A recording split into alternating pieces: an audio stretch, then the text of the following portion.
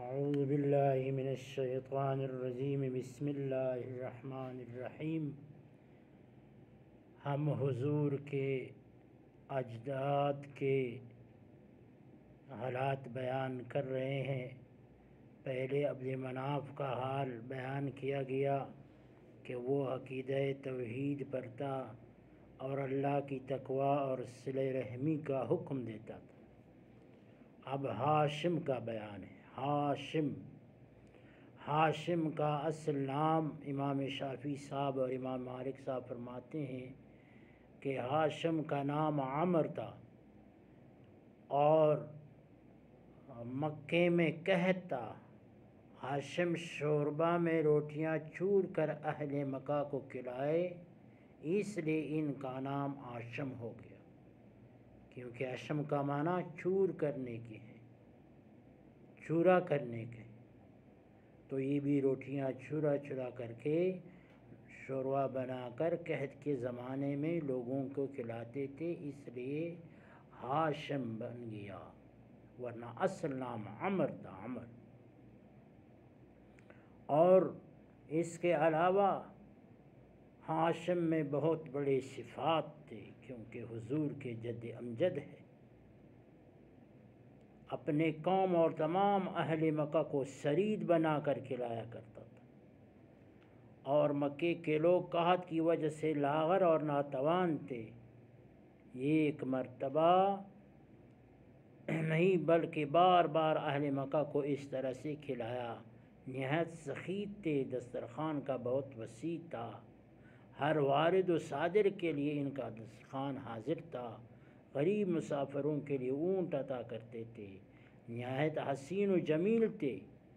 جیسے پہلے عرض کیا گیا کہ حضور کے تمام اجداد سے نور نبوت ان کے پیشانی پر چمکتا تھا، تو اس لیے مصنف کہتے ہیں کہ نور نبوت آپ کی پیشانی پر چمکتا تھا۔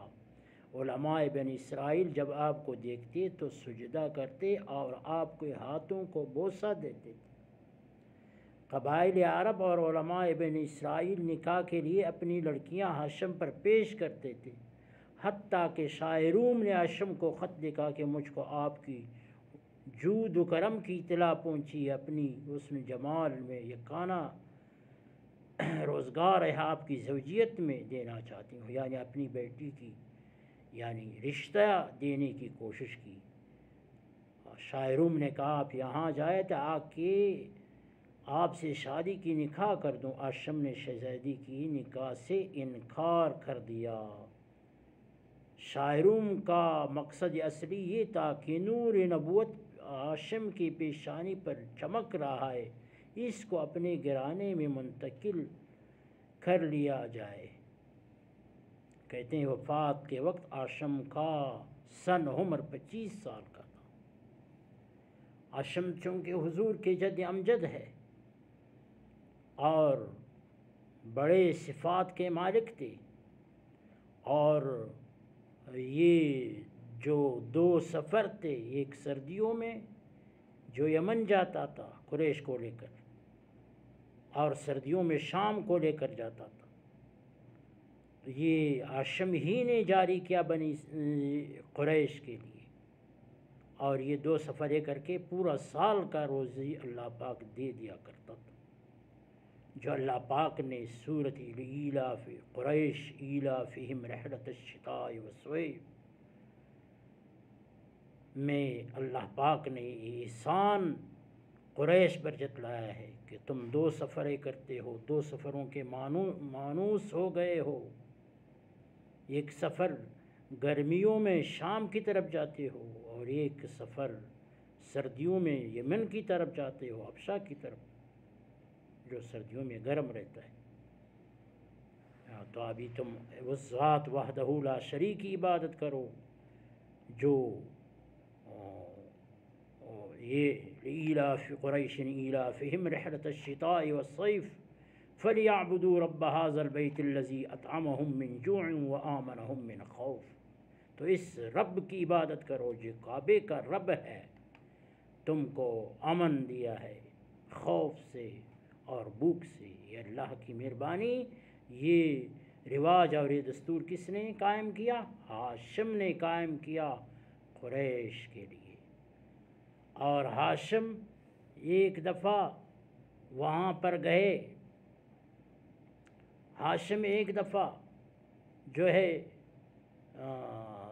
تجارت کی سفر میں مدینہ منورہ گئے، وہاں پر ایک خاتون سلمہ خاتون سے جو بیوہ تھی اور نجار قبیلے کی تھی، ان سے شادی کی اور کچھ عرصہ وہیں پر رہے۔ سلمہ کو حمل ہوا اور ہاشم چلے گئے بغرض تجارت، غزہ چلے گئے تو سلمہ سے بیٹا پیدا ہوا عبد المطلب۔ عبد المطلب کا اصل نام شیبہ تھا، چونکہ عبد المطلب پیدا ہوتے وقت اس کے سر میں ایک سفید بال تھا، اس وجہ سے نام شیبہ رکھا گیا، شیبہ۔ عبد المطلب کا اصل نام شیبہ تھا۔ پھر عبد المطلب پر بعد کے درس میں انشاءاللہ نظر دورائیں گے اور اس کا خلاصہ بیان کریں گے۔ تو آج کا درس کا خلاصہ ہاشم کے جد امجد، حضور کے جد امجد ہاشم کا بیان کیا گیا کہ اس کا اصل نام عمر تھا، سخی تھے اور عقیدہ توحید پر تھے اور انتہائی جو اہل قریش کے لیے 2 سفروں کا رواج رکھا وہ ہاشم ہی نے رکھا۔ صدق اللہ مولانا العظیم و صدق النبی الکریم ونحن علی ذالک لمن الشاہدین والشاکرین والحمد للہ رب العالمین۔